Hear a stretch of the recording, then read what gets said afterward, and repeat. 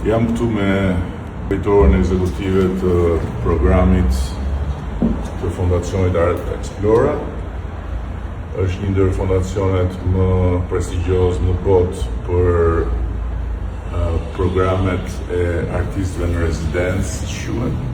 Prej disa kohësh kjo rezidencë e diktatorit dikur është kthyer në rezidencë artistësh që vinë nga gjithë bota këtu në Tiranë, në një destinacion që jep vlerë dhe e bën të çmuar Tiranën dhe Shqipërinë edhe në këtë drejtim. Dhe erdha për të takuar me artistët edhe për të shprehur atyre të gjithë ndjenjën time të keqardhjes, për të kërkuar falje për atë çka u ndodhi mbrëm kur u gjendën në një sulm bombash artizanale që larg qoftë mund të kishin sjellë tragjedi këtu. Ata janë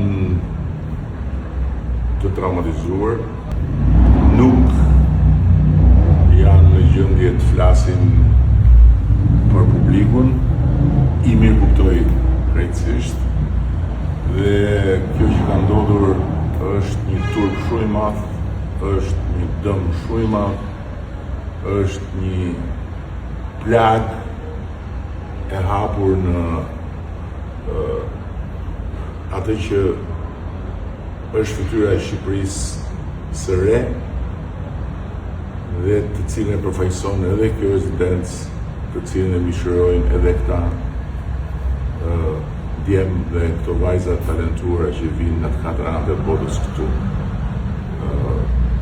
Nuk kam fjalë për të thënë për çfarë turpi është ky, por duhet t'ju them të gjithë atyre që ende simpatizojnë dhe ende mbështesin barbarët e mbrëmshëm, frymëzuesit e tyre, më saktë, se edhe ata që hedhin ato bombat artizanale janë ca totalisht manipuluar. Pra atyre që i simpatizojnë, duhet t'ju them që nga kjo dhe nga këto humbasin të tërë ata që duan të bëjnë punë, që duan të kenë turist, që duan të zhvillojnë ekonominë e tyre të vogël me biznesin e tyre të vogël, apo që duan të rrisin qetësisht fëmijët këtu, sepse Shqipëria e hapur nuk mund mbyllet.